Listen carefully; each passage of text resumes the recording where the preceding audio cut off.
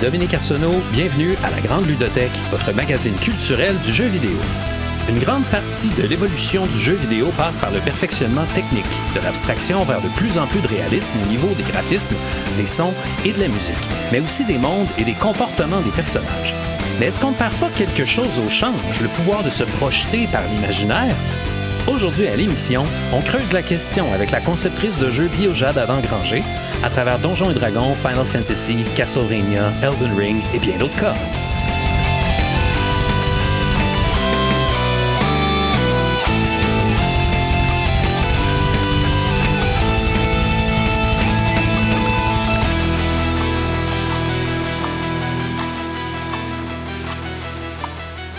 Bonjour et bienvenue à la Grande Ludothèque pour une semaine supplémentaire sur les ondes de CISM 89.3, La Marge. Aujourd'hui, on va donc s'intéresser au rôle que joue notre imaginaire quand on joue à des jeux vidéo. Je suis en compagnie de Biojade Adam Granger. Salut Biojade. Salut Dominique. Bienvenue à la Grande Ludothèque. Je vais peut-être commencer par une question un peu plate que tu dois avoir 1000 fois par jour. Oh, qu'est-ce que veut dire mon nom? C'est ça, ton nom c'est vraiment Biojade, c'est ça sur ton certificat de naissance, pas un nom d'artiste là. C'est vraiment mon nom, effectivement. Quand je suis née, mon père voulait m'appeler Vi. Ma mère trouvait ça trop quétaine, alors ils m'ont appelé Bio. Quand même, hein? Bio, qui est d'ailleurs le spell, le sortilège dans Final Fantasy 2 sur Super NES, qui a le meilleur sound effect de toute la console, à mon avis.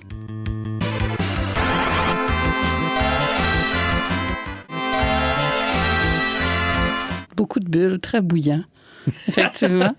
Mais ce qui est ironique, c'est que ça fait du poison dans Final Fantasy, ce qui fait pas vraiment de sens, mais bon. Ça fait du poison, puis tu sais, c'est peut-être pas super cool, là, si les gens ont ça en tête. Puis là, c'est quand tu t'appelles Bio, c'est un sort de maladie, tu sais, puis tout ça. Ouais, ça excuse peut-être ma personnalité toxique. Ça me fait penser à mon propre pseudonyme, finalement, Dominique Arsenault, combiné à l'envers, ça fait arsenic. Donc, mais arsenic, c'est pas super glorieux, hein? Non, mais bon. Effectivement. Ça peut être pratique in a pinch. In a pinch, on peut s'en tirer avec ça. On va commencer avec une entrevue avec notre invité. Entrevue. Biojade, on peut parler de ton parcours un peu. D'où tu viens? Comment t'en es venu à t'intéresser aux jeux vidéo? Moi, je viens de Montréal. Je suis née ici. Puis, assez tôt, on a déménagé en campagne. J'ai vécu à Blainville, à Ulverton, en Mauricie, proche de Sacocomi, différentes places. Mais mon amour du jeu vidéo est arrivé quand mon père s'est acheté une NES pour lui, Nintendo. Il était un joueur de pinball quand il était jeune, fait qu'il aimait bien les jeux. Il s'est acheté une Nintendo, puis rapidement, c'est devenu la mienne. Là. J'ai joué à Duck Hunt avec le fusil collé sur l'écran.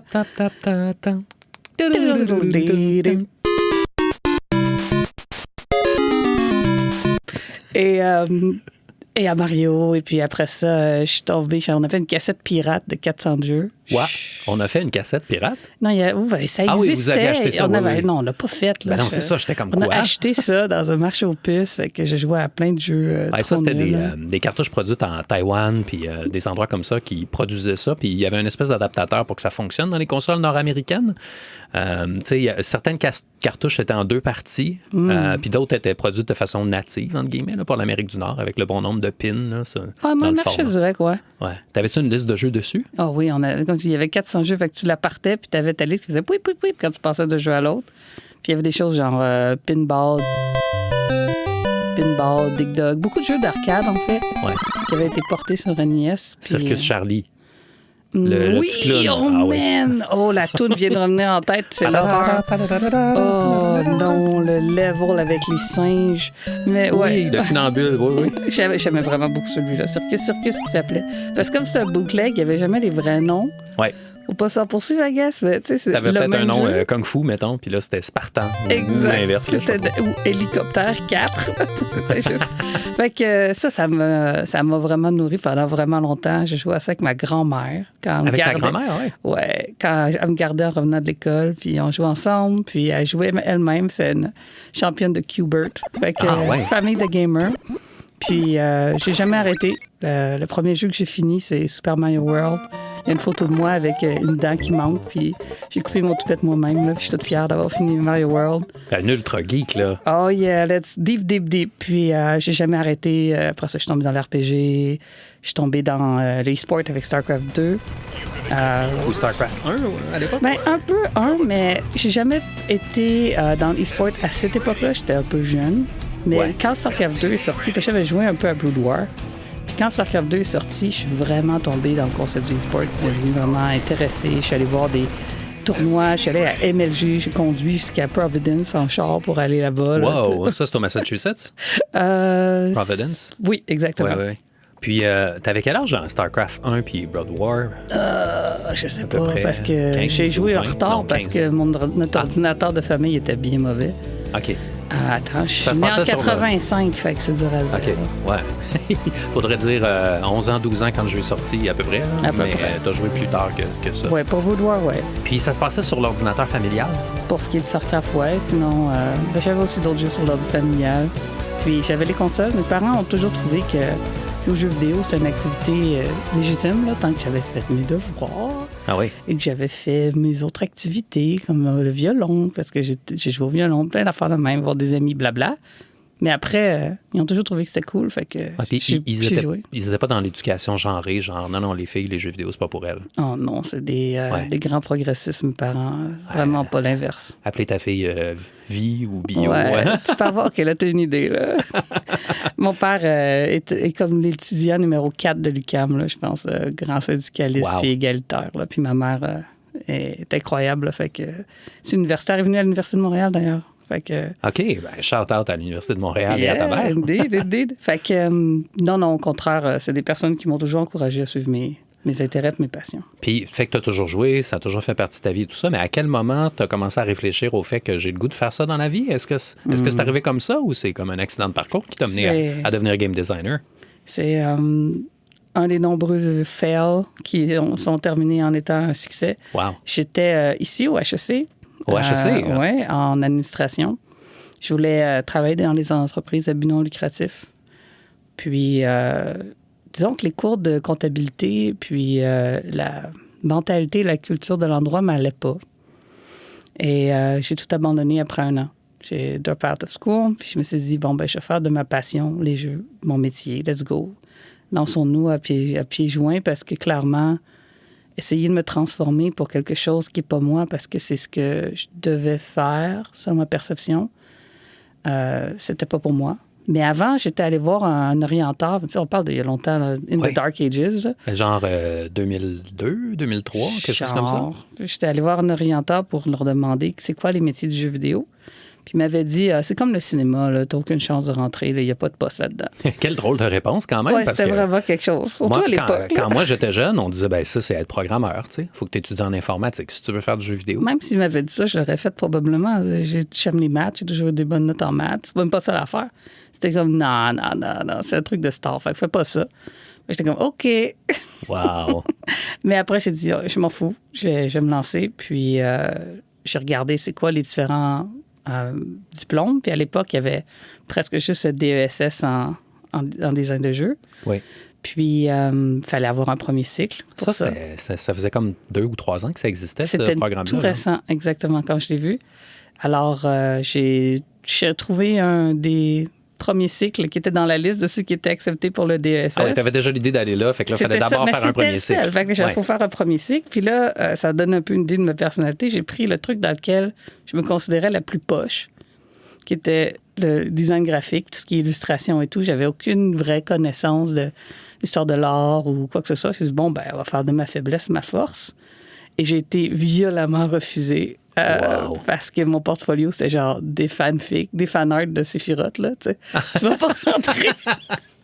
vas pas rentrer au bac en design graphique de l'UQAM avec ça. Fait que, quand tu dis que ça révèle quelque chose sur ta personnalité, est-ce que ça révèle le côté je n'accepte pas le non et je me bats pour prouver que j'ai ma place ou que j'ai raison ou que la personne qui m'a recommandé a tort? Ou est-ce que ça révèle le fait que tu triomphes dans l'adversité puis tu te mets dans des situations où tu as des défis? Puis... C'est surtout que je voulais pallier à un point faible que j'avais puis devenir meilleur. Puis je me disais, si ça fait partie du métier de designer, ça, c'est clairement une corde que j'ai pas à mon arc. Il faut que je l'acquière. Plutôt que de continuer à aller vers... Tu sais, à l'époque, j'avais, comme je disais, des très bonnes notes en maths, j'aimais beaucoup les mathématiques. Si je continuais vers là, puis je faisais de la programmation, je trouvais que c'était redondant avec des choses qui allaient déjà bien. Fait que pour être un bon designer, je me disais, il faut que je sois plus polyvalente. Puis, ça va être difficile, fait que ça va être intéressant. Fait que c'est un peu l'idéal de la Renaissance, là, c'est-à-dire Léonard de Vinci, qui était peintre, sculpteur, architecte, ingénieur, tout ça en même temps. Là. Si quand je meurs, on me dit que je suis comme Léonard de Vinci, je vais avoir réussi, ça c'est sûr. On va s'en contenter. Mais c'est cette idée-là. Je pense que pour moi, à n'importe quel gamer, je pense, une affinité avec le fait de vouloir développer des skills, puis des aptitudes. Puis de les approfondir, ou puis choisir est-ce que j'en veux plus, ou je vais aller plus profond dans mon intérêt. C'est pour ça que j'aime la cuisine, par exemple. Parce que c'est tellement une courte loupe d'itération. J'apprends à faire du pain. Fait que là, tu as des nouveaux trucs à apprendre, des nouveaux skills, comment gérer la levure, comment gérer les différents trucs. Puis là, ton pain est tout poche, puis là, ça s'améliore. Puis là, tu dis, OK, je vais faire des nouveaux pains, des pains aux œufs. Là, j'ai maîtrisé quelque chose. Là, maintenant, je passe à l'étape suivante. Puis là, tu l'utilises avec un autre truc. Fait que là, tu commences à faire tes mix. Fait que pour moi, j'aime ça, gamifier ma vie. Puis c'est un exemple de moment où je voulais vraiment gamifier ma vie. Je trouve ça super intéressant. Moi, c'est une question que je me suis souvent posée, ça. Quel effet ça a sur une personne qui grandit, qui tripe sur les jeux vidéo, qui se met constamment dans des situations où on connaît rien, comprend rien, puis tranquillement, on apprend à devenir compétente dans quelque chose de base, mais qui en même temps est super spécialisé. Tu sais, quand je joue à StarCraft, je développe mes compétences de StarCraft, mais qu'est-ce que je développe d'autre de plus transversal?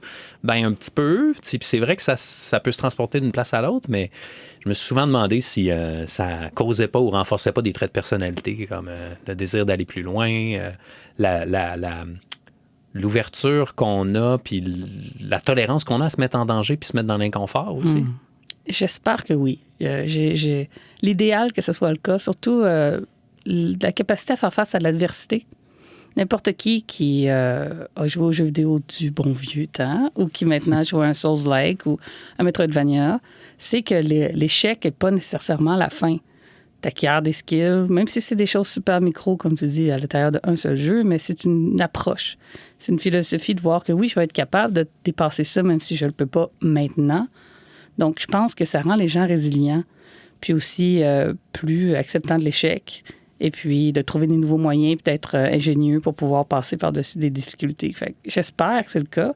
Moi, je l'observe, mais c'est anecdotique. Je n'ai pas fait d'études là-dessus. Oui, c'est ça. C'est pas facile à répliquer dans un laboratoire. Hein? On va prendre des gens, puis on va en élever une à jouer à des jeux, puis l'autre pas. Puis on va regarder sur 15 ans si ça fait une différence dans leur personnalité. Ça semble très dystopique.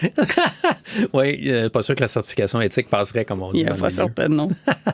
Puis, à partir du moment où tu arrives au DESS en design de jeu, là, est-ce que c'est une révélation, consécration? C'est comme, oui, je suis à ma place, c'est toujours ce que j'ai voulu faire et tout ça. Est-ce qu'il y a des nouveautés, des aspects inconnus? Comment ça se passe? Bien, moi, ça l'a complètement confirmé que c'était ma place. J'étais très heureuse d'être là, puis tu étais mon professeur. Fait que tu peux voir que j'étais extraordinairement bonne. Extraordinairement bonne.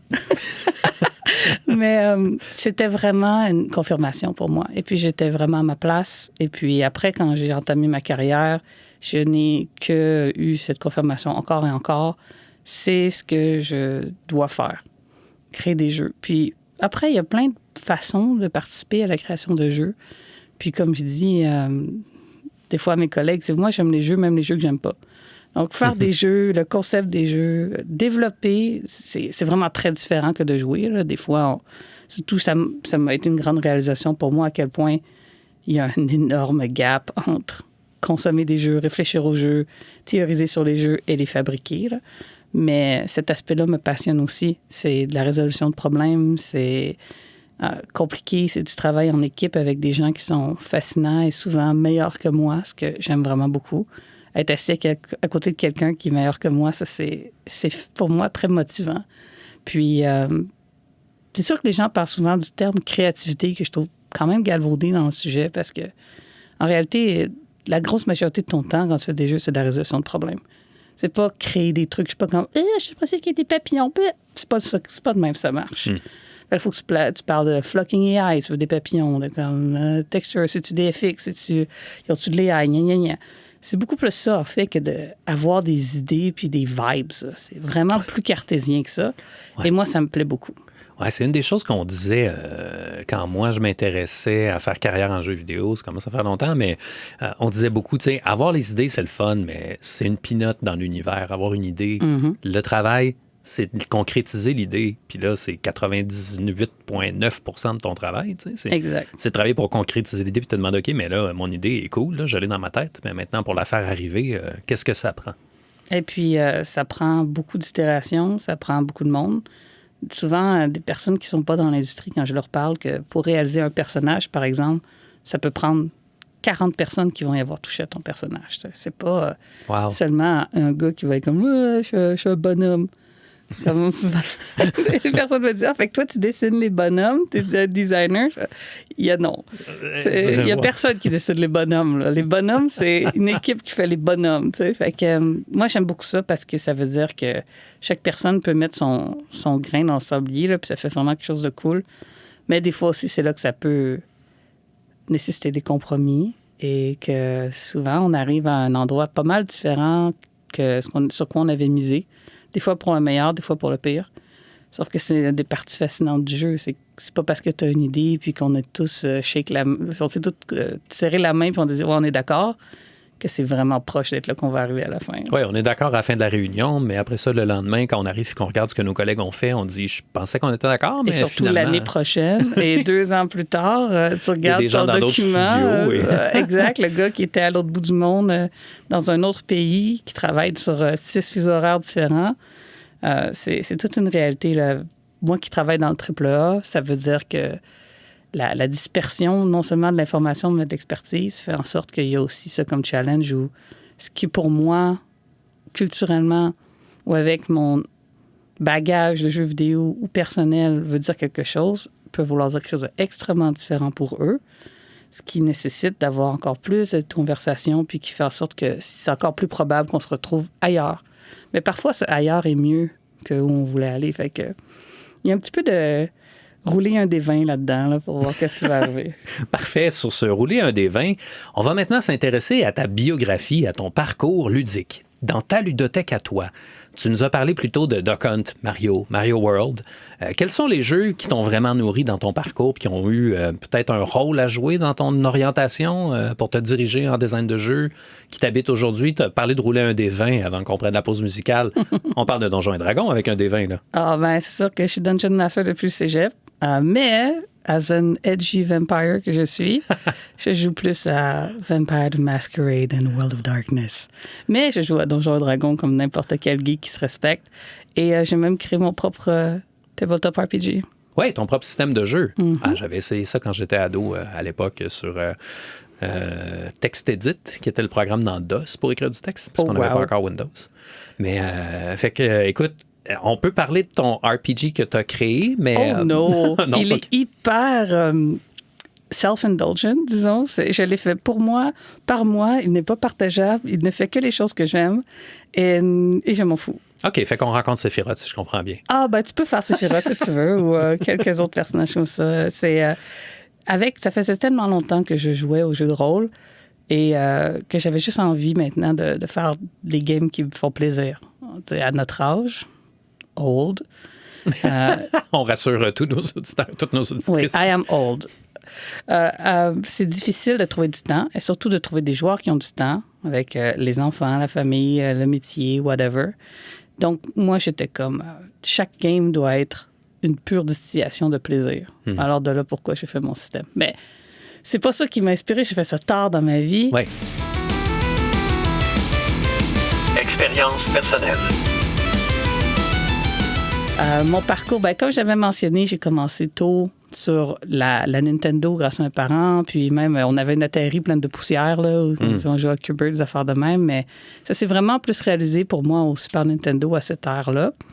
Avec, à l'époque de la Super NES, t'avais quel âge, là? C'est rentré dans ta vie, t'avais quoi, 8 ans? Je devais avoir 7-8 ans, si je ne m'abuse. Fait que quand même jeune, puis on l'a acheté Day One. Ce qui était un gros investissement, là, mes parents n'avaient pas beaucoup d'argent. Là, fait que acheter une console comme ça, c'est parce que j'aimais vraiment beaucoup ça. Parce que rendu là, mon père l'avait pu acheter pour lui, là, c'était rendu pour moi. Et c'était vraiment une façon de démontrer à quel point c'était important pour eux. C'est beaucoup d'argent. Là. C'était quoi, je pense, 600$ à l'époque, chose comme ça. Il me semble que le prix de vente était 200$, mais 200$ à l'époque, ça représentait beaucoup d'argent. Là. Peut-être.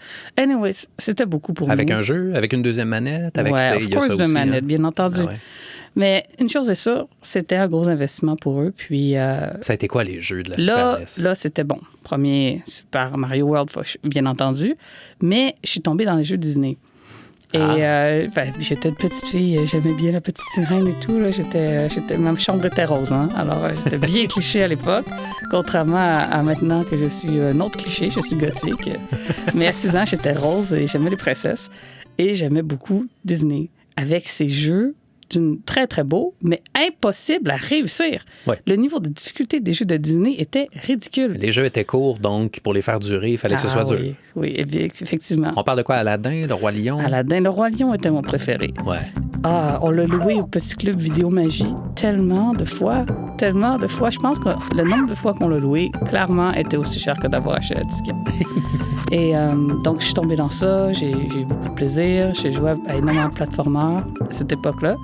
Puis, en vieillissant un peu, je faisais du babysitting pour m'acheter une Nintendo 64. Oh! J'ai travaillé fort. J'avais juste assez quand elle est sortie pour m'acheter la machine. Pas de jeu, pas de manette. Donc, bien entendu, mes parents m'ont acheté un jeu et une manette. Ouais, ils ont eu pitié. Bien puis, sûr. ouais. J'avais travaillé fort pour ça. Et c'était un beau moment. Il avait fait toute une inauguration. J'étais revenue de l'école, puis il y avait un petit ruban qu'il fallait que je coupe pour ma Nintendo 64. Tout un moment. Quand même. Et là, la 3D est arrivée. Oui.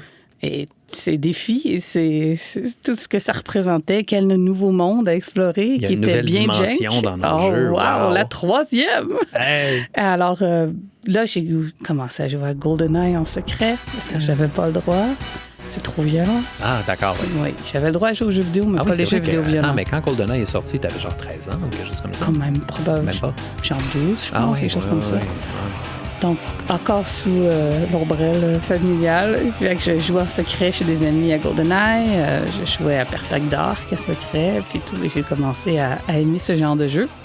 Et tout a changé lorsque la PlayStation est arrivée et les RPG.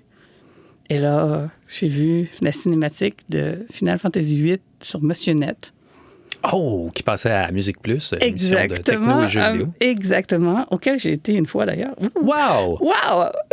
C'était un peu un moment fou parce que j'écoutais Monsieur Net à Musique Plus religieusement pour avoir les informations du jeu vidéo. Tu sais, à l'époque, j'allais aller sur Merlin, sur mon ordinateur. Là, tu sais, il y avait rien. Je sais même pas c'est quoi Merlin. C'était vraiment un Internet Explorer avant que ça existe. Ah oui, OK, d'accord. Un browser. Aller trouver quoi, tu sais, sur Merlin? C'est comme qui va avoir un blog là-dessus, tu sais. Fait que c'était là que j'avais mon information sur le jeu.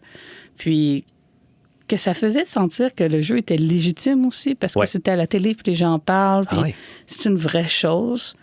Donc, j'écoutais ça religieusement. Puis là, il y avait la cinématique de Final Fantasy VIII qui est arrivée à l'écran, et je suis tombée sur le derrière. J'étais complètement dépassée par la beauté de cette chose. Ça a ouvert une nouvelle dimension pour moi, la 4e, j'imagine. Et je suis tombée à fond dans l'RPG. Ben écoute, on peut revivre ce moment-là des années plus tard en regardant la cinématique de Final Fantasy VIII qu'on va commenter en direct. Let's go. À la première personne. OK, on parle à la vidéo. Ah, il y avait toute la partie en latin, là, où il chantait par-dessus. La chorale en latin. Wow, j'ai participé à un remake, un enregistrement. Donc, j'ai fait des voix de la chorale. Là. Oh là c'est sorti là. sur un album, je donnerai le lien si des gens me le demandent. Épique. Fitos, Lutosec, je sais pas quoi. Fitos, Lutosec, let's go. Ouais, je me souviens de l'avoir chanté, mais je me souviens pas c'était quoi les bandes. Mais j'étais déjà... C'est quoi cette eau tellement belle et bleue? Puis là, c'est vrai, ça se avec les phrases. Puis là, je fais... On voit l'azur, puis là, on voit du texte. C'est si romantique. Oh non! Et j'étais... I'll be waiting here. Regarde-moi ça, les fleurs. Puis là, le visage d'un garçon. Puis là, une fille dans un champ de fleurs. Et il est si beau. Il est si beau. Il est si beau. Ben, oui, c'est vrai. Maintenant que tu le dis. Il est si beau. Ben, écoute. Puis non, la caméra avance dans un champ de fleurs, puis entrecoupé, on voit la jeune femme de dos. Là, je promets, des pétales de rose. C'est elle qui est en train de saisir des pétales de rose dans un champ de fleurs. Qui se transforme en plume. Oh! Ce sont des plumes, comme on va trouver sur la collerette du manteau de cuir du beau garçon qu'on a vu tantôt. Et là, on voit une plume tournoyer dans le ciel. C'est la qualité des graphiques pour l'époque, c'était du jamais vu. Et là, la plume devient une épée qui virevolte, qui tombe au sol. C'est juste ce décret-là, la plume devient une épée. T'as déjà gagné dans la vie. Puis là, on voit un médaillon, un pendentif, un gros plan. Puis là, il y a un gars qui est pas un garçon, il a l'air plus vieux, lui, méchant. Là. Il a le même âge. Il a un long manteau qui ressemble important. au gars de Ice aux États-Unis, là, qui a l'air vaguement nazi ou quelque chose comme ça. C'est vrai! Il y a juste un trench coat blanc, voyons là. Ouais, la coupe en Cypher est pas brosse. si méchant que ça, OK? OK, puis là, on voit une sorcière méchante, Ouais. clairement. Disney villain, hein, on était dans Disney, là. Effectivement, jusqu'à ce Elle qu'on passe dans apprenne un qu'il n'est pas un vilain, dans le fond. Ah Elle ouais! est possédée, tu sauras. Là, le garçon beau gosse puis le nazi Autre beau réformé gosse. Oh là là! se battent à l'épée, puis là, c'est un duel, puis là, il fait le petit move comme on voyait dans le film de La Matrice, quand Morpheus fait signe à Neo, viens-t'en, genre, avec le petit mouvement. Bien arrogant, ça, c'est cool. Là, ils se battent à l'épée, puis tout, là, c'est spectaculaire, tu vois leur mouvement, c'est gracieux, agile. Des gros plans sur les visages. Ça fait vraiment Jewel of the Fates de Star Wars épisode 1, La menace fantôme. Vraiment, oui. Puis, là, l'affaire, c'est que ce qui était le plus impressionnant, c'était à quel point c'était cinématographique. Ouais. Et puis, effectivement, les gros plans sur les visages qui ont des expressions crédibles et puis qui peuvent permettre de vraiment non seulement comprendre ce qu'ils vivent, mais le vivre toi-même. L'immersion était à 100% quand je regardais ça. Ouais, puis là, le beau gosse, jeté par terre, se fait slasher à la face par le méchant. Il a une cicatrice. Il va avoir une cicatrice tout le long du jeu. C'est triste. Puis lui, il va frapper aussi. Puis là, finalement, une espèce de crescendo dramatique. Ils sont sur le point de s'embrasser, le beau gosse et la jeune femme. Mais, coupe, Final Fantasy VIII. Cinéma. Pure Absolute cinéma. Absolute cinéma. Mais c'est fou aussi parce que, tu sais, le niveau de graphisme était très détaillé pour les environnements. Oui. Ils avaient bien choisi les environnements. Tu sais, c'était un pré, des fleurs, des trucs un peu dreamlike. Hein. Puis là, d'un autre côté, tu vois les personnages, puis ils sont beaucoup plus détaillés que beaucoup de personnages en 3D qu'on avait à l'époque. Oui. Mais en même temps, ils ont encore un look très animé. Absolument. Il y a franchement un gros aspect très, très animé, pas juste dans les personnages, mais dans les environnements dans ce jeu-là, puis aussi dans leurs proportions avec des jambes de 80% de leur corps. Là. sont mostly legs and eyes. C'est la proportion. Il y a aussi une proportion de cheveux, qui est assez importante. Oui, c'est ça. Les cheveux qui sont 60% des jambes, donc... Effectivement. Fait que ça, c'était vraiment quelque chose qui m'a frappée. La jeune fille que j'étais était bien amourachée de ce personnage très joli, monsieur japonais. Et fille, moi, je suis une personne bisexuelle. Et puis, les personnages féminins aussi, j'ai trouvé très beau. Quistis, qui est là-dedans, j'avais tout un crush sur elle aussi. Là. Moi aussi. Si on est entre nous, en elle confidence. est si belle, surtout mon quand Dieu. elle arrive avec son costume de professeur et ses petites lunettes. Ah oui, son fouet, ses bottes, j'étais séduit. Il y a ça aussi, oui. Les gothiques se reconnaissent. Dans l'émission, envoyez-nous vos commentaires si vous faites partie de l'équipe Quistis. Effectivement, Team Quistis. Et puis, mais l'affaire, c'est que je ne parlais pas anglais du tout. Oh! J'apprenais mes oraux à l'école de façon phonétique. Là. J'étais absolument nulle. Donc, les RPG japonais ont été un nouveau type de défi pour moi.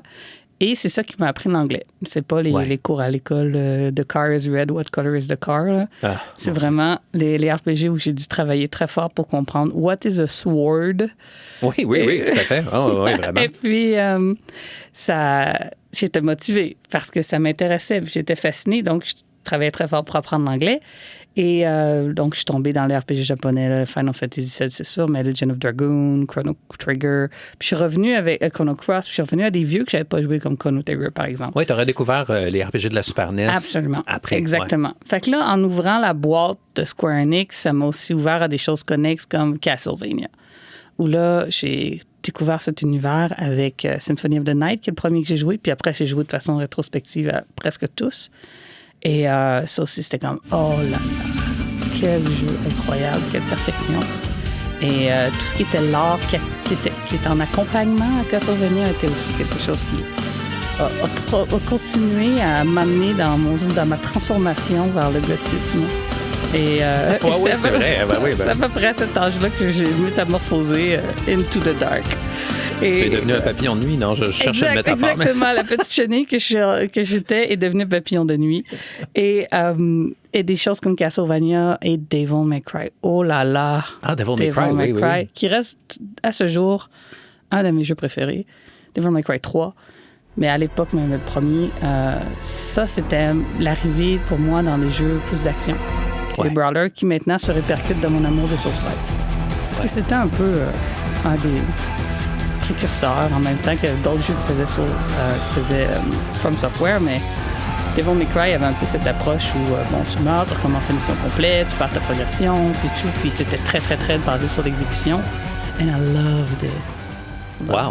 Puis c'était comme un jeu d'action 3D très axé sur le combat, intense, ramasser des orbes, etc. Ça préfigurait un peu God of War, qui est arrivé par la suite. Absolument. God of War est une pâle copie de Devil May Cry. Parce que Devil May Cry, c'était gothique, démon. Le gars, il y a 2 guns, là, c'est ça? Hein? Ebony and Ivory. Ah oui, c'est ça. Ebony et Ivoire. Fait que c'est comme Darkness and Light. Puis là, éventuellement, Bayonetta va reprendre ça. Démon, et son père était un démon. Fait que Alucard, le demi-vampire dans Castlevania Symphony of the Night.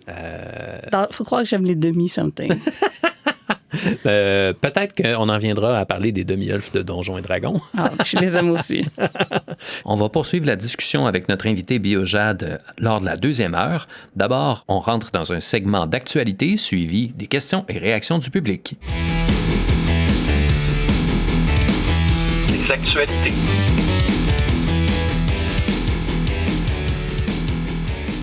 Le 15 décembre dernier, la Ville de Québec a annoncé un soutien financier de 150 000 $ pour l'organisation de la Biennale des arts interactifs, qui aura lieu en 2027 dans la capitale nationale. L'événement de 4 jours vise à célébrer les créateurs de jeux vidéo et tisser des liens avec le milieu artistique. Il aura d'ailleurs lieu au Diamant, le lieu de diffusion et de création interdisciplinaire, dirigé par le metteur en scène et artiste bien connu Robert Lepage. L'événement est organisé par la Société des arts interactifs, qui est présidée par Martin Brouard. On connaît Martin Brouard, c'est le fondateur ou l'un des cofondateurs de Sabotage Studio, ceux qui sont à l'origine du jeu de Messenger et Sea of Stars, et aussi du studio Imuji, 2 entreprises de jeux vidéo. Mais il avait aussi une expérience en cinéma. L'objectif est de rassembler et provoquer des rencontres entre le milieu du jeu vidéo et des arts. On peut déjà mettre juin 2027 au calendrier. Dans un horizon plus court, le 19 février prochain, lancement du jeu vidéo Dans l'abîme du rêve d'Olivier Leclerc et son studio Chien d'or. Le jeu est inspiré de la Grande Noirceur et des orphelinats québécois et agira comme prélude au jeu de plus grande envergure qui est à paraître, Cauchemar d'octobre. Cauchemar d'octobre sera un jeu vidéo de type pointer et cliquer, point and click, à la première personne situé dans le Québec de 1970 autour de la crise d'octobre. On y explorera un quartier en cherchant des indices pour suivre les traces de l'Enleveur, une créature d'outre-monde. C'est l'intersection improbable mais ô combien stimulante entre Lovecraft et l'histoire politique du Québec. Ça me fait penser à la bande dessinée La Cité oblique de Christian Quesnel et Ariane Gélina, publiée en 2022, autour des carnets de voyage de Lovecraft qui a visité la ville de Québec à quelques reprises. La bande dessinée offrait une relecture Lovecraftisée de l'histoire de la Nouvelle-France. Dans l'immédiat, pour souligner le lancement du jeu Dans l'abîme du rêve, le studio Chien d'or invite le public à une soirée spéciale réunissant artistes, membres des médias et grand public. L'événement proposera la projection sur écran géant de la première heure et demie du jeu, une expérience unique, au Cabaret de Curiosité, au 4264 rue Sainte-Catherine-Est, ça c'est le métro P9, le 19 février de 18h30 à 21h. Olivier Leclerc, un diplômé de l'Université de Montréal en jeux vidéo d'ailleurs, s'est fait connaître pour son premier jeu La Vallée qui murmure, sorti en 2022 et accompagné d'un prélude, Le Murmureur. Ces jeux se passent dans un village québécois de 1896 aux prises avec de lourds secrets pas très catholiques. Il s'agissait de la première étape pour créer ce que Olivier Leclerc appelle le jeu vidéo national québécois. Il a remporté le prix de la relève Bernard Landry de 2021 pour ce travail alors en développement et a été finaliste dans la catégorie du meilleur jeu indépendant au prix Numix de 2024. En attendant la Biennale des arts interactifs de Québec en juin 2027, vous pouvez aussi mettre le 19 février, 18h30, au Cabaret de Curiosité à votre calendrier. Discussion et réaction. La Grande Ludothèque est diffusée sur les ondes de CISM, mais les discussions se prolongent à l'extérieur de la station de radio sur un serveur Discord qui s'appelle l'Anneau Ludique. Vous pouvez le trouver en naviguant vers le site de l'émission sur cism893.ca. Le serveur Discord de l'Anneau Ludique a donc plusieurs canaux, un canal par épisode, et il y a eu pas mal de réactions et de discussions tout à fait stimulantes sur le canal suite à notre dernier épisode sur Her Story et Immortality. Donc, je vais prendre le temps de répondre à certaines de ces questions et commenter un peu la discussion qui a lieu depuis ce temps-là. Il y avait Michel Rabi qui disait « Ma question, inspirée par un article de Lev Manovich de 1999. Quelle est la différence entre ces jeux, bases de données, et les CD-ROM interactifs qui permettent de naviguer à sa guise dans une base de données autour d'un sujet? » Alors, les CD-ROM interactifs, c'était quelque chose d'assez gros dans les fins des années 90, début des années 2000. Microsoft Encarta, qui était une encyclopédie numérique. Il y avait aussi des CD-ROM d'exposition de musées virtualisés qu'on pouvait comme ça voir. Un CD-ROM assez célèbre qui s'appelle The Flowers of Robert Mapplethorpe, qui est un photographe qui a fait des natures mortes avec des fleurs et qui a eu son propre CD-ROM. Vous voyez un peu le genre. Ben, la différence principale, je dirais, c'est qu'il y a quand même dans Her Story et dans Immortality un mécanisme de progression qui est installé là et qui repose sur un état d'esprit ludique. Ça, c'est quelque chose qui est beaucoup documenté en théorie du jeu, en théorie du jeu vidéo. L'attitude ludique, c'est un état d'esprit dans lequel on accepte des contraintes artificielles pour structurer une expérience qui va passer par la résolution de problèmes pour arriver à un résultat, gagner une partie. Un chercheur comme Bernard Suits disait par exemple que jouer à un jeu, c'est accepter d'utiliser des moyens moins optimaux pour atteindre un objectif. Donc, on est un peu dans cet esprit-là dans Her Story, dans Immortality. C'est pas une base de données où je vois une espèce de réseau bien établi, cliquable, où je peux naviguer comme sur un site web ou comme dans un CD-ROM d'encyclopédie qui me donne accès de façon horizontale, aplanie à tous les contenus, puis c'est à moi de décider de faire mon chemin là-dedans. Dans Her Story, il faut travailler. Alors, on revient encore à la notion d'ergodicité. Ce qui est ergodique, c'est un terme qui est proposé par Espen Aarseth, un des fondateurs du champ des études du jeu vidéo, en 1997 dans son livre Cybertext. Il va dire les jeux vidéo nous demandent de travailler pour se forger un chemin. Donc de ergon, le travail, et odos, le chemin. Ergodique signifie cette interactivité dans laquelle il faut que je travaille pour me faire un chemin. Ben, c'est ça qui se passe dans Her Story puis Immortality. Une question aussi de Larry. Est-ce que selon vous, ce sont des ovnis vidéoludiques qui vont rester très nichés? Ou ça pourrait gagner du terrain et créer d'autres manières d'appliquer les mêmes mécaniques d'interactivité et structure narrative? Et est-ce que ça a généré de l'intérêt dans les milieux de recherche universitaires? Alors, il y a quelques articles scientifiques qu'on va trouver si on va sur un moteur comme Google Scholar. Je n'aime pas nécessairement faire de la publicité à Google, mais c'est une façon très efficace, accessible au grand public. C'est un moteur qui ne vous sort des résultats que dans des articles de recherche scientifique ou universitaire. J'ai trouvé 2 articles, personnellement, en faisant une recherche rapide, non exhaustive, qui va s'intéresser à Her Story. La source la plus intéressante examine en quoi Her Story marque peut-être un tournant qui nous permet d'envisager le développement des personnages féminins dans les jeux vidéo indépendants. Le titre est « What does it mean to be a female character in indie game storytelling? Narrative framing and humanization in independently developed video games ». Donc, on en est là. Sinon, il y a aussi Josny, notre participant au dernier épisode, qui a suggéré un documentaire de nos clips, The Making of Immortality. C'est assez intéressant aussi. Je l'ai mis dans les liens sur le serveur Discord de l'anneau ludique. Vous allez trouver ça en naviguant vers ces sources-là. Maintenant, est-ce que ce sont des ovnis vidéoludiques? Je pense un peu, oui. Puis, est-ce que ça pourrait gagner du terrain, créer d'autres manières d'appliquer les mêmes mécaniques? Je ne sais pas si on va réussir enfin à avoir une espèce d'expérience interactive audiovisuelle avec des fragments filmés, très accessibles, très grand public, qui va vraiment marcher. C'est ça le défi. C'est le canal de distribution.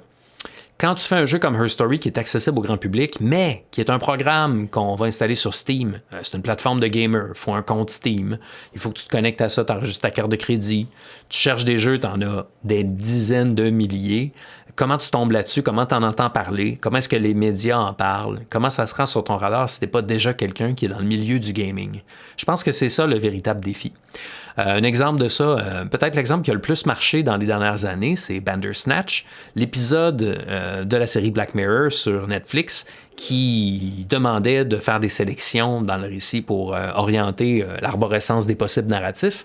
Ben, ça a super bien marché parce que ça a été intégré dans la plateforme Netflix, donc vraiment grand public, très accessible. Donc je pense que c'est plutôt au niveau de la distribution qu'il y a un frein qui limite l'accessibilité de ce genre de jeu-là. Alors, est-ce qu'il va y avoir plein d'imitations? Je ne le sais pas trop. Peut-être que le public qui joue à des jeux est rendu ailleurs, a des attentes plus élevées en termes de jeux vidéo, s'attend à avoir des enjeux d'interactivité, de performance, des systèmes de combat et ainsi de suite, et que le public qui n'est pas encore dans ce milieu-là, en entend pas vraiment parler, puis ça tombe pas sur son radar, alors que ça pourrait marcher. Il y avait aussi une question de Nail Gun qui disait « Comment Telling Lies s'inscrit dans la lignée des deux autres jeux? » Alors, Telling Lies, c'est le jeu qui vient après Her Story et avant Immortality. Personnellement, j'ai préféré Telling Lies à Immortality. On a accès aux conversations entre 4 personnages différents, dans une posture d'espionnage, de voyeurisme. Moi, j'ai trouvé ça vraiment, vraiment intéressant, pertinent. J'ai trouvé des histoires là-dedans assez touchantes aussi. Puis ça tourne beaucoup autour du concept de mentir. Inventer des histoires, mentir, de différentes manières pour différentes raisons. Donc voilà, moi je le recommanderais sans hésiter. Sinon, d'autres jeux sont mentionnés au niveau des expériences interactives en prise de vue réelle, c'est-à-dire filmées avec des vraies personnes. Jocelyne nous parle d'autres projets de Sam Barlow, War Games, aussi d'un certain jeu par Flavorworks qui s'appelle Erika, et d'un jeu qui s'appelle The Complex.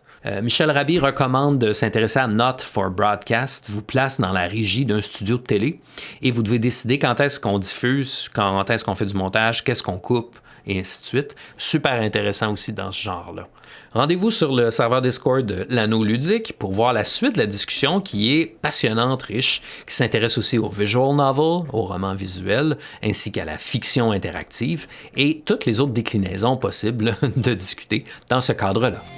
C'est tout pour la première heure de la Grande. Vous êtes de retour à CISM 89.3 La Marge. Re-bienvenue à la Grande Ludothèque pour notre émission avec Biojade Adam-Granger, où est-ce qu'on va parler de l'abstraction dans les jeux vidéo et comment cette transformation des jeux au fil des années nous a peut-être déplacés du monde de l'imaginaire, de la projection, où est-ce qu'il fallait ajouter nos propres ressentis, nos propres interprétations des images devant les graphismes abstraits. Puis que plus les graphismes se sont perfectionnés, quand on a vu le beau Squall dans Final Fantasy VIII, ben là, il y avait moins de place peut-être pour l'imaginaire, puis là, aujourd'hui, il y en a encore beaucoup moins. Est-ce que c'est une trajectoire comme ça qu'on pourrait tracer? D'après moi, oui. Puis c'est une transformation de l'immersion, à mon avis, vers quelque chose d'un peu plus passif et moins actif comme elle était avant. Il y a longtemps, tu sais, si on prend un exemple facile, on parlait de Castlevania, la façon dont on pouvait se représenter de quoi Alucard avait l'air, c'était grâce au livret. Il y avait de magnifiques peintures faites des peintures à l'huile incroyables qui avaient été faites d'Alucard et puis des autres personnages. Et une fois qu'on jouait, il fallait avoir en tête ces personnages lorsqu'on avait nos petits pixels devant nous qui représentaient les personnages et les environnements. Et il y avait beaucoup de non-dits et de non-prescrits dans le jeu. Et puis, ça faisait en sorte que le jeu me ressemblait plus moi. Ce qui n'était pas dans l'objet, c'est moi qui devais remplir les trous. Et puis, je crois que ça créait une forme d'immersion particulière et très personnelle, où chaque jeu était beaucoup plus customized, si on veut, à la personne qui y joue. Et tout ça faisait en sorte que l'œuvre, je me l'appropriais davantage. Si on prend un autre exemple facile, Final Fantasy VII versus Final Fantasy VII Remake. Ouais. Bon, ben dans Final Fantasy VII, il y avait quelques cinématiques qui donnaient un peu une idée de quoi les personnages devaient avoir l'air, mais leur langage corporel, par exemple, était constitué de 6 animations. Ouais. Mais moi, je projetais ce qu'était cette animation, le timbre de voix des personnages, leur façon leurs expressions faciales, bien entendu. Et chacun des personnages était donc exactement comme moi je l'aimais. Et là, quand on voit le remake, bien que les graphismes soient magnifiques, c'est quand même très loin de comment moi je me l'imaginais. Alors le jeu ne me ressemble plus. Ouais, il y a moins de place pour projeter ton imaginaire face aux éléments que tu vois qui te sont représentés, qui comportaient une espèce d'indétermination. C'est-à-dire que le visage de Cloud, c'était quelques polygones. Mm-hmm. Quelques polygones de cheveux, d'ailleurs. Hein, très, très ostentatoire. Majoritairement cheveux, encore une fois, oui. Puis, ça nous appelait à déchiffrer son émotion, mais il ne s'agissait pas de déchiffrer l'émotion, parce qu'il n'y avait pas d'émotion, en fait. Il fallait que nous, on y place de l'émotion. Je pense qu'en théâtre, ils ont... j'ai fait des études en littérature, il y avait des cours de théâtre là-dedans, mais c'est un peu lointain pour moi. Mais c'est un peu la théorie puis l'idée du masque. Quand un personnage a un masque, ben là, ça nous invite à nous projeter en lui des émotions. Puis je pense que ça informe beaucoup le théâtre japonais, notamment dans les formes plus anciennes. Théâtre l'art de no. la marionnette, le no, puis ça, c'est avec des spectres, je pense, le no. Puis la marionnette, c'était le kabuki, parce qu'il y a une marionnette articulée, puis il y a beaucoup l'idée de prendre la pause, puis de scruter, puis de chercher l'émotion, puis de projeter ton émotion dans ce personnage-là qui est un masque, finalement. Donc, il y a peut-être quelque chose qui relève de ça dans les jeux vidéo, où est-ce que les graphismes sont assez abstraits, ce qui était le cas d'à peu près tous les jeux, comme je veux dire, quand on était jeune, là, génération 80-90. Puis là, finalement, les graphismes se développent, ou tu as des cinématiques, ou tu as des images, des illustrations d'accompagnement dans les livrets qui, là, sont beaucoup plus détaillées. C'est comme un moteur d'imagination qui vient nourrir, après ça, ton expérience devant les graphismes abstraits, où est-ce que là, tu projettes. Et lorsqu'on regarde, par exemple, un jeu actuel, il y a quand même des façons de recréer, j'ai l'impression, ce niveau d'immersion par l'absence ou par l'abstraction. Des jeux qui le font bien, c'est les jeux de From Software comme Elden Ring, par exemple. Ouais. En gardant beaucoup de non-dits, les joueurs s'impliquent et font plein de théories, essaient de déchiffrer les informations sporadiques puis poétiques qu'il y a dans le jeu pour essayer de vraiment reconstruire le casse-tête, si on veut. Donc, de cette façon-là, avec le non-dit, ils sont capables de recréer le même genre d'abstraction, à mon avis, où je dois m'impliquer pour pouvoir faire du sens, et puis cette immersion nécessite de l'effort. Et si n'importe quel gamer sait que quelque chose qui a nécessité de l'effort est plus satisfaisant et me rend plus heureux. Et je crois que c'est une façon moderne de recréer cette puissance qu'avait l'abstraction à cause des graphismes, mais aussi de ne pas comprendre l'anglais à moitié ou des choses comme ça, ou d'être vraiment jeune et de pas nécessairement être capable de s'engager sur des concepts vraiment complexes de guerre et de politique qui peut-être ne nous touchaient pas. Et tout ça, tout ce vide, on le remplissait nous-mêmes. Oui. Tu sais, si tu joues à Final Fantasy VII puis que tu as 12 ans, je sais pas à quel point c'est vraiment intelligible pour toi. Toute l'idée que Cloud s'invente une double vie, que finalement il finit par croire à ses mensonges, il est perturbé psychologiquement. Tu sais, oui, on peut le comprendre, mais il y a quelque chose peut-être qui nous échappe à ce niveau-là. C'est ça. Fait qu'on y place nos propres interprétations pour faire du sens. Ce niveau de détail-là d'univers fictionnel, il y a aussi en littérature, le théoricien Roman Ingarden parlait des zones d'indétermination du texte. Ou est-ce que quand le texte laisse des zones indéterminées, ben c'est à nous à venir les remplir ou les ignorer. Là. Puis ça dépend de qu'est-ce qu'on lit, puis comment on le fait, puis c'est quoi notre attitude par rapport à ça. Je pense que c'est vraiment ça un des facteurs qui explique peut-être le succès de Elden Ring là, auprès des gens qui sont vraiment fans de Elden Ring puis des autres Souls-like dans le genre. Pour nos auditrices, nos auditeurs qui n'ont pas joué ou qui ont joué puis qui n'ont pas réussi à se rendre assez loin, genre moi, je le dis candidement. Moi, je passais à côté des Souls-like. Les premiers étaient sortis à une période de ma vie, j'étais super occupé, je n'ai juste pas pris le train. Puis là, aujourd'hui, je joue à des jeux faits pour des gens qui jouent à des Souls-like depuis 10, 12, 15 ans. Fait que là, comment je rentre là-dedans, c'est pas évident. Donc, c'est vraiment des jeux où est-ce que tu n'as pas trop d'informations sur le monde fictionnel, tu as quelques indices qui te sont placés dans des descriptions d'objets ou même juste par la disposition de l'environnement, de environmental storytelling. Il y a un peu d'environmental storytelling, c'est surtout effectivement des notes, là, un peu comme il y avait dans le temps. Là, dans leur cas, c'est sur des objets au lieu d'être des notes que tu trouves par terre, là, genre à la Resident Evil, là, tu trouvais des notes, t'es comme « Ah, l'histoire, c'est ça », parce que c'était pas dans le gameplay que tu avais l'histoire clairement. Là.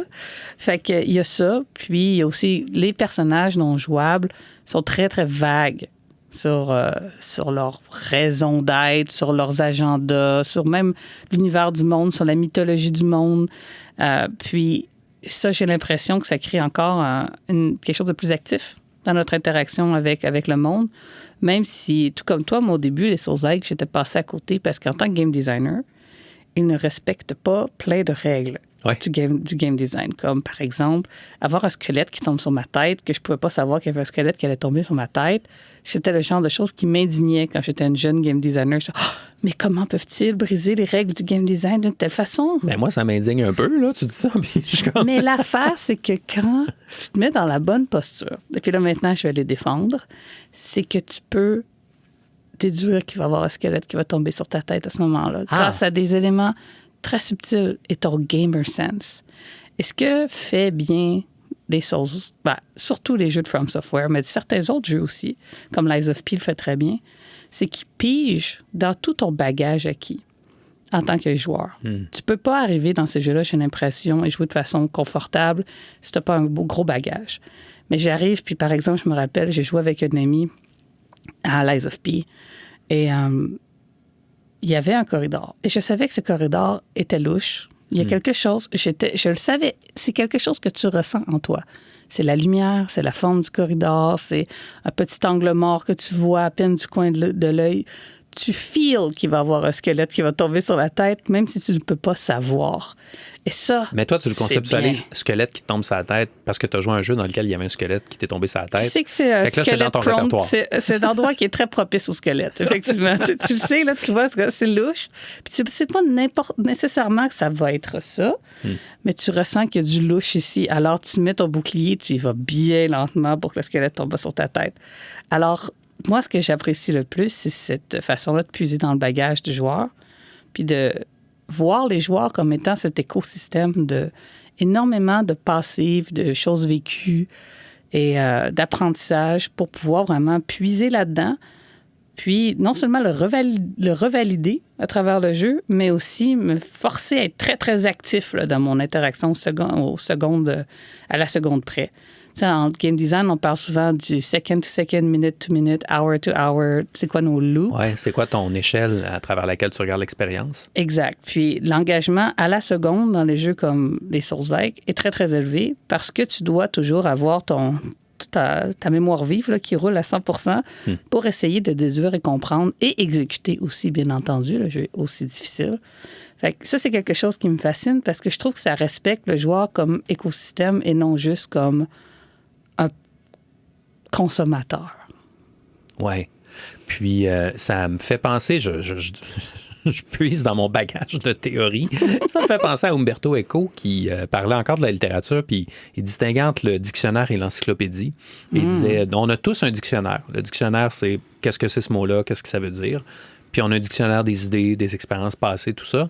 Mais l'encyclopédie, ça ne te dit pas qu'est-ce que c'est la définition du mot. Ça veut dire comment on l'utilise, ce mot-là. Tu sais, puis le débat sur Internet, qui, en tout cas, est dans ma famille, là, qui fait beaucoup alimenter les discussions, c'est est-ce qu'un hot dog est un sandwich? Oui. OK, t'es dans l'équipe. Oui, d'accord, pas de souci. Tu sais, ça, c'est vraiment la distinction. Quelle est la définition du hot dog? Ben, tu peux avoir la définition, mais après, ça te dit pas si c'est approprié d'appeler un sandwich. C'est vrai. Ou disons, d'appeler un hot dog un sandwich. Puis là, toutes les variations là-dessus, c'est un peu comme le trolley problem en philosophie. Là. Il y a des gens qui disent OK, mais un sandwich à crème glacée, c'est un sandwich. Ça le dit dans le nom. Mais si ça s'appelait pas sandwich à crème glacée, on dirait-tu que c'est un sandwich? Oui. Parfait. Un wrap, c'est un sandwich? Non. Ah, super. Puis là, ben, c'est très intransigeant dans la définition de sandwich. C'est très bien. C'est quelque chose que... Un peu comme un squelette qui nous tombe sur la tête, c'est quelque chose que tu ressens. Tu sais juste le savoir. La sandwich. Si c'est un sandwich ou non. C'est une grande réalité de la vie. Mais fait, c'est ça. Pour moi, c'est quelque chose d'intéressant parce que ça ramène de façon moderne, je trouve, ce concept de l'abstraction qui nous force à être beaucoup plus engagés dans notre expérience. Mais le problème, c'est que ça ferme beaucoup de portes. Si je n'ai pas ce bagage de joueur, ben, je suis faite. Oui, je ne peux pas déployer une activité d'interprétation puis accéder à la richesse du jeu est-ce que j'interprète comme est-ce qu'ils vont m'avoir, est-ce que je vais déceler, etc. J'ai pas accès à ça parce que j'ai pas les conditions d'accès finalement. Mm-hmm. Et tu parlais aussi de la difficulté. Le fait que le jeu soit très difficile, pour moi, qui joue beaucoup, fait en sorte qu'il est plaisant et puis me pose des défis, mais pour d'autres, le rend impossible. Mais là, on dit souvent, mais pourquoi est-ce qu'on ne mettrait pas des niveaux de difficulté? Dès qu'on le fait, pour certaines personnes, pas moi, je ne suis pas d'accord avec ça. Mais la réponse est souvent oui, mais ça invalide parce que là, le jeu n'est pas fait avec ça en tête. L'adversité devient optionnelle. Et quand l'adversité fait partie des éléments fondateurs du jeu, ben on vient dénaturer le jeu. Je peux comprendre l'argument. Puis, un exemple, une anecdote simple. On jouait avec Elden Ring. J'ai une amie qui, elle, a redécouvert les jeux récemment. Elle a arrêté quand elle était jeune et elle jouait à Elden Ring. Puis elle me racontait son aventure. Elle s'était retrouvée dans un environnement, pas d'épée, pas son cheval, parce qu'elle avait ouvert un coffre, qu'il avait téléporté à telle place. Je dis, mais pourquoi tu étais là? Ben, je suis allée vers le lac. Il fallait clairement aller vers l'église. L'église était toute illuminée. C'était évident qu'il fallait à l'église. T'es allé genre à la place qui est comme le 6e niveau. Why? Comme, je sais pas, moi, il y avait des crabes. C'était nice. L'église est illuminée, mais peut-être ça veut dire que c'est le boss de la fin qui m'attend là, tu sais. Oui, mais c'est exactement là où elle, qui n'avait pas nécessairement le bagage de... C'était clairement un starting location. Tu la regardes, quand tu joues, il y a des fleurs autour, il va clairement avoir une madame qui va te donner une affaire là-dedans, là, qui va dire que tu es chosen one or something. C'était clair. Tu vois, l'église est comme toute pâle en plus, puis le reste, c'est comme contraste, evil et sort de rouge. l'environnement. C'est comme, non, ça va pas se passer par là. Ça a l'air d'un refuge, là. Exact. Puis il y a des ennemis sur le chemin qui sont trop durs. Tu le sais. En tant que joueur, tu le sais. C'est comme le classique. S'il y a des ennemis, je suis sur le bon chemin. C'est ce genre de paradigme qui est acquis. Et puis ça fait partie de ton jardin. Puis ça a été planté par certains jeux. Puis maintenant, c'est toujours en moi. Mais ça contrevient avec l'autre paradigme que tu peux avoir, qui est que quand on me pointe vers une destination qui est clairement la bonne destination, il faut que je commence par aller de l'autre côté pour ramasser le secret. Ça, c'est sûr. Puis là, on est toujours dans le conflit de ces multiples paradigmes-là. Un joueur d'expérience, c'est quand est-ce que c'est le temps de faire ça et quand est-ce que ce n'est pas le temps de faire ça. Et ça, c'est absolument... éphéméral, c'est de l'éther. C'est impossible à comprendre ou même expliquer parce que c'est le résultat de tout ce jardin. C'est le parfum des fleurs de ton jardin. Tu ne peux pas le prendre, tu ne peux pas le décrire, tu ne peux que le sentir. Et moi, ça me fascine. Puis ça fait que quand je crée des jeux, j'essaie de garder en tête ce jardin-là que les joueurs ont. Et puis savoir aussi que comme il y a une offre énorme de jeux, et qu'on a tous des pôles de goût et d'intérêt, c'est une bonne chose de non seulement l'accepter, se reposer dessus, et seulement le challenger dans des moments qui sont opportuns. C'est, pour moi, pas productif de vouloir toujours innover, briser les barrières. Je crois que de créer une expérience qui rend les gens heureux, ça veut dire aussi une bonne quantité de revisiter des choses que j'aime et que j'ai décidé de planter dans mon jardin, par exemple. Et je crois que quand quelqu'un est un joueur de longue durée, il a aussi plusieurs profils en lui. C'est quand je joue à Stardew Valley, j'ai pas envie d'un leaderboard. Mais quand je try hard à Halo, je veux savoir à quel point j'ai performé comparativement aux poches dans mon équipe. Et puis, idéalement, pouvoir comme les teabags. Oh là là, la toxicité qui revient, là. Mais...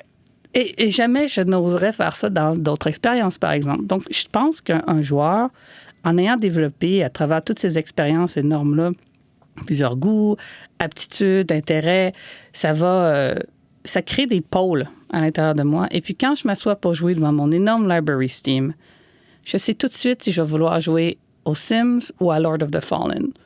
Je n'ai pas comme de question. Lequel des deux me tente en ce moment? Tu sais, ça dépend de plein de choses, mais... je suis plusieurs joueurs en moi. Oui. On va revenir un peu sur l'influence de Donjons et Dragons. Tu nous as dit tu étais maître de jeu depuis 15 ans, 20 ans, je ne sais pas combien. 25, qui sait. Puis, dans ton développement puis dans ton approche du jeu vidéo, comment ça a été... qu'est-ce qu'on fait avec Donjons et Dragons? Parce que c'est tellement riche comme processus. On joue à Donjons et Dragons, on invente l'histoire, on invente nos personnages, on fait tout ce qu'on veut. Puis en même temps, ça repose entièrement sur notre projection imaginaire, comme joueuse, comme joueur. Quand on arrive dans le jeu vidéo, il y a des mécanismes qui sont peut-être qui étaient peut-être plus présents dans les années 80-90, dans les premiers RPG. Peut-être qu'il y avait plus de place à l'interprétation, puis à notre imagination et tout ça. Puis plus on va, les jeux vidéo de rôle deviennent autre chose, assez loin du jeu de rôle sur table. C'est certain qu'il y a des jeux qui restent assez proches, surtout de façon, en termes de forme et de règles, comme Baldur's Gate est un exemple évident. Transposition. C'est les règles de Donjons et Dragons. Et puis, moi, je trouve que, tout ce qui est jeu, vraiment, la machine, là, les règles du jeu, les classes, tout ça, c'est très intéressant. Mais moi, je joue aux jeux de rôle sur table pour créer des émotions. C'est ça que j'aime. C'est vraiment la façon la plus puissante que j'ai trouvée de créer des émotions chez des gens parce que je crée des histoires qui leur conviennent et ils participent à l'histoire de façon active. moi, je dis tout le temps à mes amis, c'est 51 DM, puis c'est 49 joueurs qui créent l'histoire. Alors, on vient avec ce concept-là de participation active qui crée l'immersion. Et puis, au fur et à mesure que je crée l'histoire et les personnages non jouables, que j'espère que les personnages vont tomber en amour avec, idéalement, bien, j'ai en tête leur goût, puis je les connais. Et puis, ça me permet de faire ce que, en tant que designer de jeux vidéo, je ne pourrais jamais faire, qui est le jeu parfait pour toi, qui est l'histoire parfaite pour toi, qui est l'appât parfait sur l'hameçon, qui est le personnage ou le joyau ou l'opportunité. Le prétexte narratif. Ou le méchant monstre, peu importe quoi, il est parfait pour le joueur. Et là, ça crée des émotions puissantes. Ça fait pleurer, ça fait rire. Ça fait que je reçois des vraies lettres d'amour, je reçois des fan art de mes 6 joueurs. T'sais. Donc, c'est fun de pouvoir créer quelque chose aussi parfait et distillé. Et c'est un peu le fantasme du designer de jeux vidéo que je ne pourrais jamais atteindre, de faire ça pour chacun des joueurs, un à la fois. Donc, pour moi, ce qui est le plus puissant dans les jeux sur table, c'est de pouvoir créer cette expérience ludique qui est à la fois idéale pour le joueur, mais aussi participative et interactive, où ils vont en mettre du leur et puis ils vont m'amener ailleurs. Et ça, c'est stimulant pour mon imaginaire en tant que créateur. Ça me force à m'adapter, ça me force à aller plus loin, à toucher à des sujets que je n'aurais pas touchés et à explorer non seulement des endroits, des sujets, mais aussi des thèmes et des valeurs que j'aurais peut-être même pas considérées. Et ça m'ouvre l'esprit. Je trouve que quand on joue à des jeux sur table et puis surtout quand on écrit des games, on vit ça un peu par procuration. Donc, je peux avoir des micro-apprentissages, si on veut, un peu comme n'importe quelle forme d'art le fait, de me faire vivre une expérience, même si j'étais assis avec du Mountain Dew et des Doritos à faire semblant que je suis un vampire. T'sais. Mais j'ai quand même vécu un moment et j'ai appris quelque chose par procuration. Et moi, cette façon de sublimer l'humain, sublimer l'expérience et l'émotion marche pour moi. En tant que gamer, quand Squall vit un moment difficile parce qu'il se fait faire une blessure dans le visage, je le vis. Et je le vis encore plus quand mon personnage de mon jeu sur table vit un moment similaire. Et c'est ça qui rend la vie belle pour moi. J'ai la conviction que ce qui rend la vie belle, c'est les émotions. Ouais, les moments qui ponctuent, sinon le rythme cardiaque monotone. Exactement. J'aime le contraste. D'une vie vécue sur la base de la pyramide de Maslow. Là, ça nous prend quelque chose de puissant à travers ça. Et les jeux, c'est le crack pour ça. Il n'y a rien de plus puissant. Donc, pourquoi toujours un nom de drogue? Hein? Pourquoi toujours ces métaphores addictives-là? En plus, j'en prends vraiment pas. Alors, je sais pas. Là. C'est peut-être parce que j'espérais être cool et edgy, mais non. Non, mais c'est vrai. Hein? C'est toujours comme ça. Prends du thé oolong, ça compte-tu? C'est ça. Mais bref, quelque chose de fort qu'on vit. C'est fort. C'est...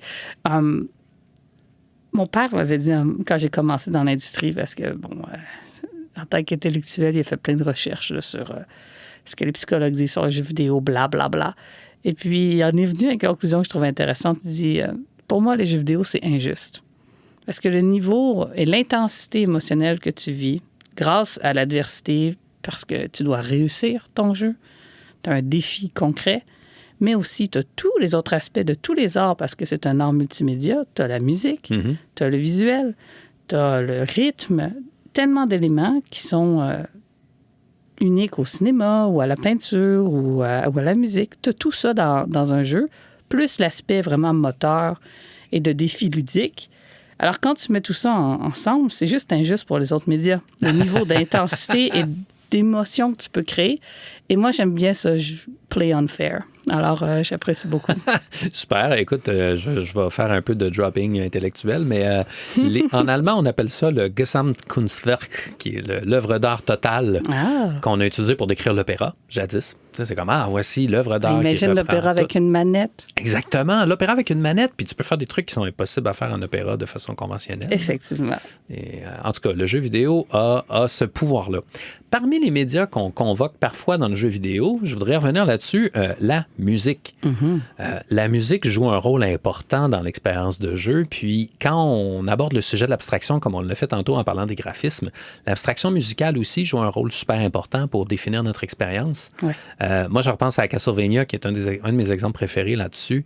Tu sais, Castlevania, quand tu joues à Castlevania 1, 2, 3 sur NES, les graphismes sont pas mal abstraits.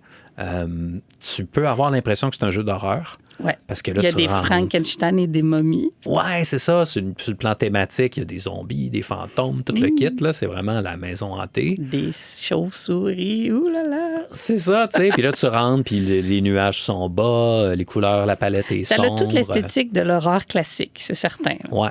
Mais quand tu montes le son puis que tu entends la musique qui joue, la musique n'est pas effrayante, épeurante, atmosphérique et tout ça. C'est héroïque gothique. C'est ça, c'est du rock, tu sais, c'est de l'action. Fait que là, tu dis, OK, c'est genre Arnold Schwarzenegger dans la maison hantée. Ouais. Tu sais, c'est comme, moi, je suis là pour faire le ménage. Mais je suis avec un badass. fouet. Avec un fouet, effectivement. Indiana Jones, peut-être dans la maison hantée. Tu sais. Indiana Jones n'est pas assez badass pour la musique de Castlevania. Ouais, il est trop moderne aussi. Ouais, il est trop mou. Donc, la musique vient comme guider ton interprétation des images. T'sais, Oui. Si tu te fies juste au graphisme, c'est comme, oh, mais c'est quoi cette affaire-là? T'sais? Mais finalement, pas en tout. Là. C'est là pour ça drive, puis ça te pousse à l'action, puis go, on y va, c'est du rock. Je me souviens pas du nom de la compositrice, fait que je trouve ça un peu gênant. Ouais, surtout le fait qu'il n'y avait pas de crédit au début, pendant super longtemps. Là. Ouais, en fait, c'était des pseudonymes qu'ils utilisaient. Ouais, mais il y a un reportage intéressant sur à quel point les femmes développeurs au Japon étaient très dissuadées d'avoir leur crédit. Ah. Et que seulement les leads pouvaient l'être. Et puis elle n'avait pas de lead parce qu'elle était seule. Donc, elle n'avait pas ses crédits nulle part. Écoute, on pourra donner ça en référence. Moi, je donne toujours les références de l'épisode. Puis j'ai un article sur les compositrices japonaises, justement, qui ont été effacées. Et il y en a tellement. Il y en a plein. C'est tragique. On va avoir un montage de musique de Castlevania 1. Génial. La trame sonore de Castlevania 1 a 2 compositrices, Kinuyo Yamashita et Satoe Terashima. Et on va avoir aussi de la musique de Castlevania 3, Dracula's Curse. Après ces chansons 8 bits rétro, on va entendre de la musique de la série Castlevania à travers les époques. Vous écoutez ça à CISM.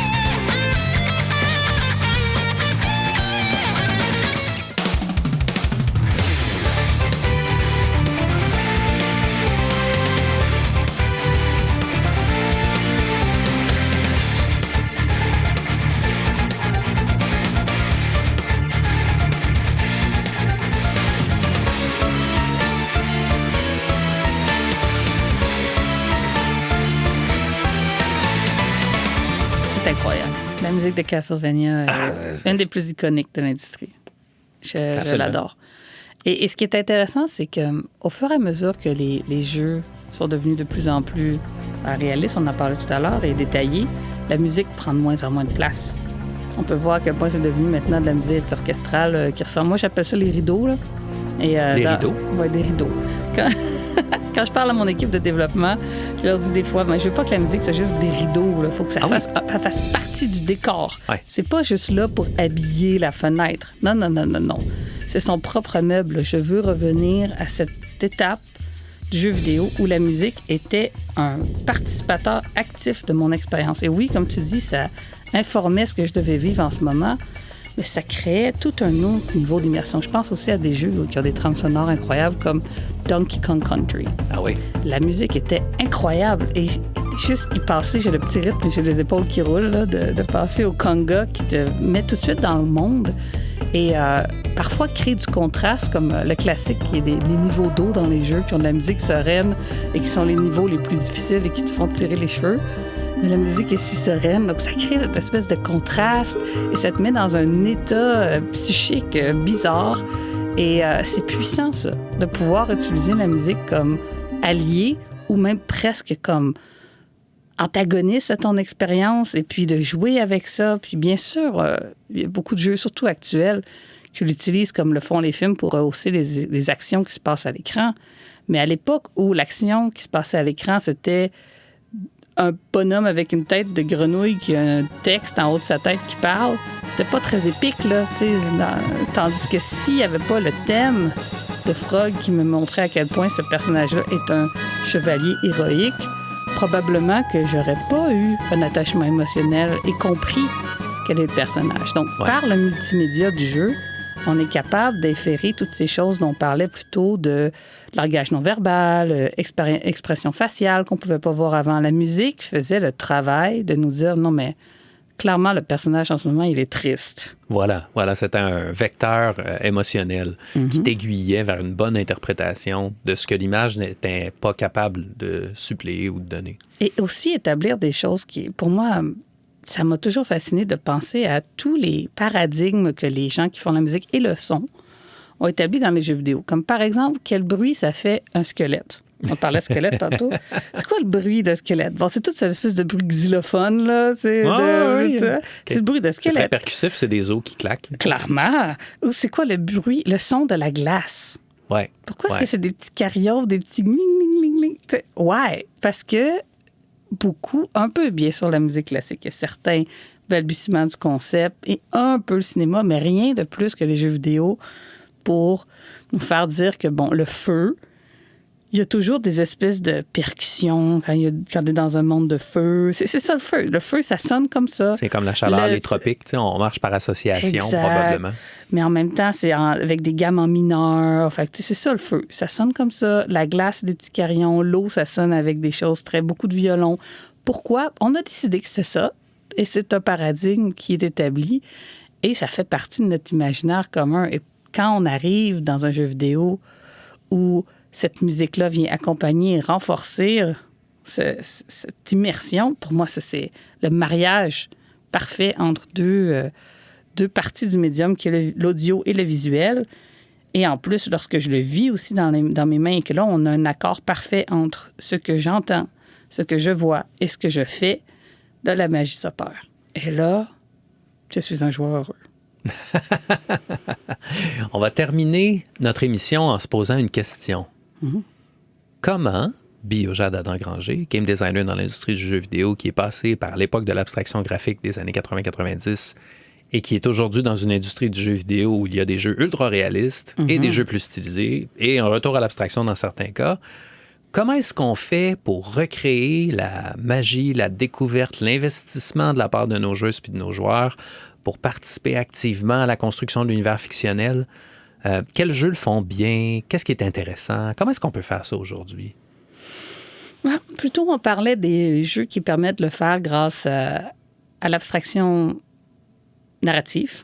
Donc, des jeux comme Elden Ring et ces choses-là. Mais le jeu indie en fait énormément. Il y a des jeux indie avec un style graphique ou narratif ou même sonore qui vraiment le recrée, à mon avis, très bien. Et c'est pour ça que, malgré le fait que moi, je travaille dans le AAA, j'ai consommé des AAA toute ma vie, j'arrive à graviter plus vers les jeux indépendants maintenant. Ah oui? Parce ils vont puiser ce désir que j'ai de vraiment m'impliquer dans le jeu et de moi me retrouver dans le produit vidéoludique. Sinon, j'écouterais un film ou je mettrais un album d'un groupe que j'aime. Si je veux être participatif à l'expérience, il me faut me laisser de la place. Et malheureusement, il y a beaucoup de jeux modernes qui ne me laissent pas de place en tant que joueur. Je ne suis pas partie de l'équation. C'est plus comme une visite guidée d'une exposition de musée. Effectivement. Tout est pré-scénarisé. Ou tu as un micro-challenge juste pour dire que c'est un jeu vidéo. Des fois, ça peut être bien.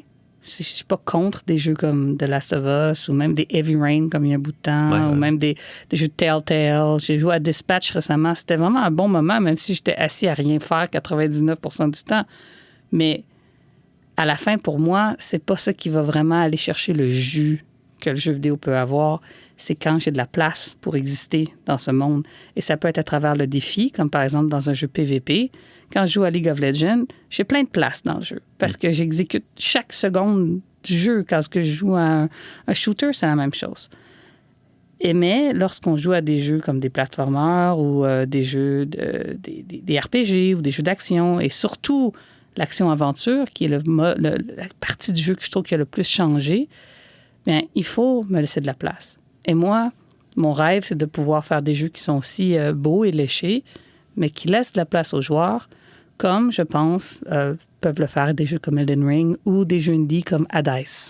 Oui, Hades, c'est un bon exemple. Hades, effectivement, il y a du travail pour interpréter, comprendre les personnages, leur motivation. Puis il y a beaucoup de travail qui est fait en ce sens-là. Il y a je ne sais pas combien de lignes de dialogue. Mais il y a aussi beaucoup de non-dits. Quand on commence le jeu, on sait que le personnage principal, Zagreus, a clairement eu un passé avec Megara, qui est un autre personnage, mais ils le disent jamais de façon explicite.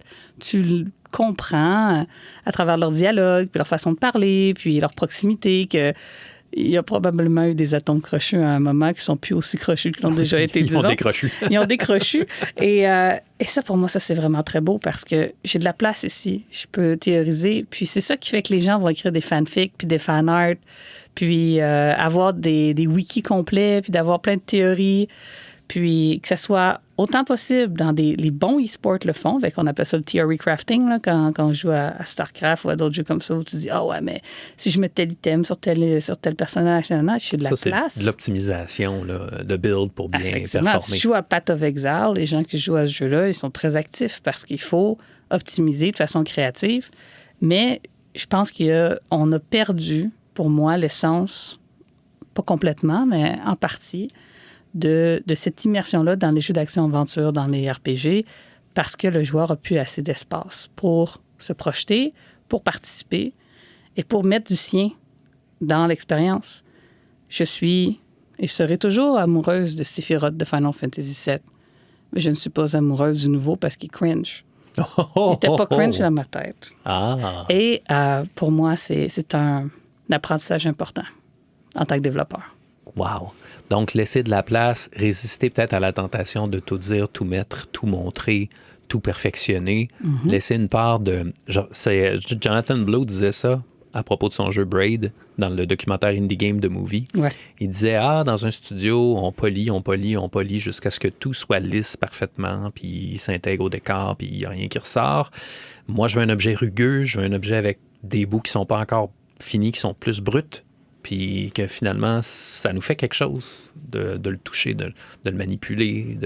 Ben, c'est comme une peinture ou même un visage.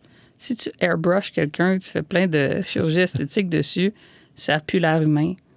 Ben, pour moi, c'est un peu la même chose avec un jeu. S'il est trop léché, je suis où là-dedans? Nulle part. Fait aussi bien écouter Lord of the Rings pour la 30e fois, ça. C'est plus un jardin qu'on marche, qu'on explore, qu'on s'arrête pour sentir les fleurs. C'est un parc d'attractions. C'est un parc d'attractions. Merci beaucoup pour cette finale imagée et vivante. On vous souhaite une bonne semaine. Merci d'avoir été à la Grande Ludothèque. On remercie notre invité, Biojade Amand-Granger. Merci à toi, c'était une conversation super le fun. Super. Où est-ce qu'on peut te suivre sur les réseaux sociaux, TikTok, Instagram? Je ne suis pas une personne de réseaux sociaux. Si vous voulez engage, achetez des jeux indie, supporter l'industrie du jeu Et restez curieux, parce que moi, c'est comme ça que ça va me rendre heureuse moi-même. Plus de joie. Parfait.